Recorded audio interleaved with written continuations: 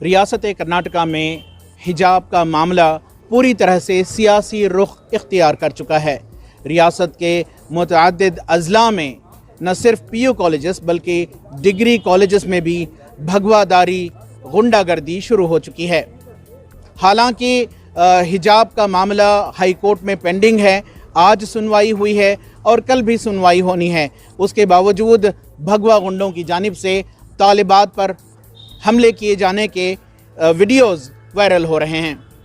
इस सिलसिले में कैंपस फ्रंट ऑफ इंडिया के लीडरान इन वाक़यात की सख्त मज़म्मत कर रहे हैं और इस सिलसिले में कानूनी कार्रवाई करने के इक़दामात के लिए भी तैयारी की जा रही है। बताइए क्या है मामला, ये क्या हालात बन रहे हैं, कैसे देखते हैं आप?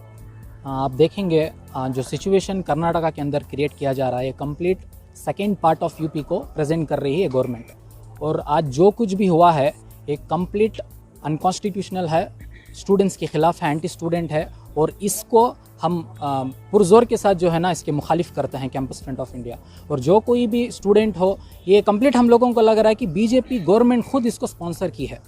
ये बजरंग दल के गुंडे, ये एबीवीपी के गुंडे, आरएसएस के गुंडों को भेजकर कंप्लीट एजुकेशन सिस्टम के माहौल को ख़राब करने की साजिश की जा रही है। अब देखिए ये जो हालात जो भी बने हैं, हम इस बीच में चीफ मिनिस्टर ने यह बयान दिया है कि कुछ 3 दिनों तक स्कूल्स कॉलेजेस को बंद किया जाए और सीएम ने अपील की है आवाम से, स्कूल मैनेजमेंट कमेटी से, पेरेंट्स से कि अमन का माहौल बनाए रखें।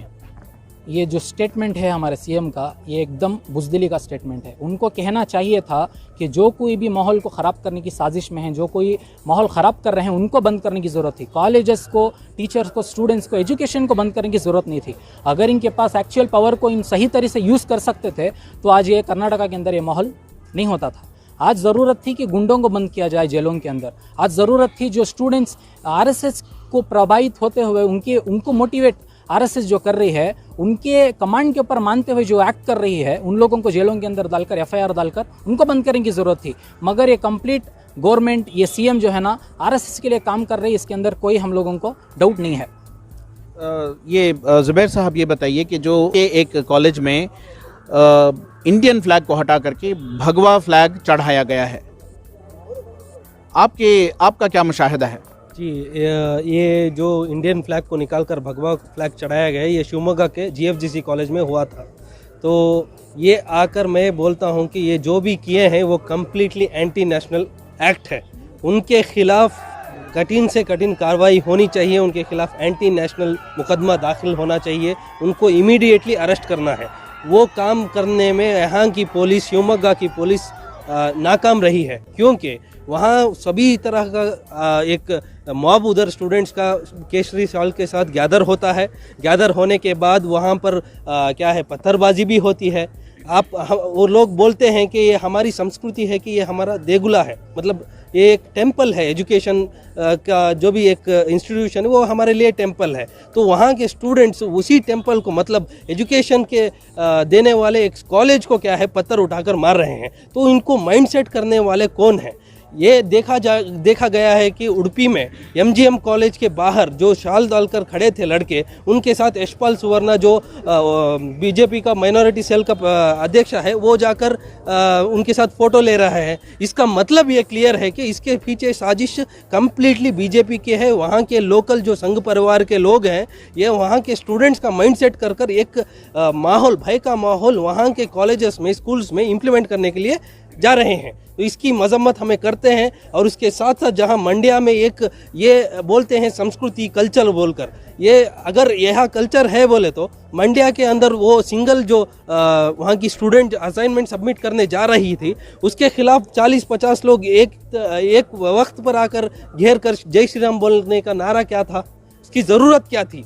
तो ये कम्प्लीटली एक कॉन्स्पिरेसी है। ये यहाँ के एक संघ परिवार के और रघुपति भट्ट एमएलए जो उडुपी के हैं, ये कॉन्स्पिरेसी है। आज के दिन कोर्ट के अंदर सुनवाई थी। इस सुनवाई को दबाव डालने के लिए आज क्या है, एक पूरे डिस्ट्रिक्ट्स के अंदर केसरी शॉल डालकर एक प्लान किया गया है। एक्चुअली एज एक जिम्मेदारी सिटीज़न होके मुझे लगता है एक स्टेट गवर्नमेंट क्या कर रहा है बोले तो those students who are attacking the hijabi girls who are wearing the hijabs are being the victim of the victim and tools of the government who is playing by the both ABVP and the state government.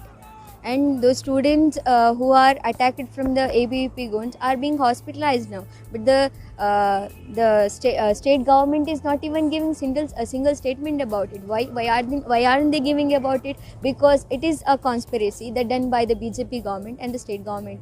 ये लोग सभी जगहों पर planned वे में कर रहे हैं। आज बेंगलुरु के अंदर भी बहुत सारे GFGC कॉलेजेस के बाहर शाल बांटने का एक हमको देखने को मिल रहा है, और दूसरी जगह पर ऐसे ही शाल बांटकर आज नया एक इम्प्लीमेंटेशन है। आज पेटे के साथ भी आए हैं, जो केसरी पेटा है वो पेटा भी डालकर आज क्या है स्टूडेंट्स आज उधर प्रोटेस्ट कर रहे हैं। ये प्रोटेस्ट नहीं है, प्रोटेस्ट होता तो कॉन्स्टिट्यूशनल वे में प्रोटेस्ट कर सकते थे, जो आज वो उडुपी के स्टूडेंट्स कॉन्स्टिट्यूशनल वे से आज हाई कोर्ट के अंदर अपना एक मुकदमा दाखिल कर रूल को फॉलो करते हुए कर रहे हैं। लेकिन ये जो गुंडे हैं ये अपने हाथ में पत्थर लेकर शॉल पहनकर वहाँ जय श्री राम का नारा लगाकर क्या है गुंडागर्दी कर रहे हैं। वो प्रोटेस्ट नहीं, वो गुंडागर्दी है।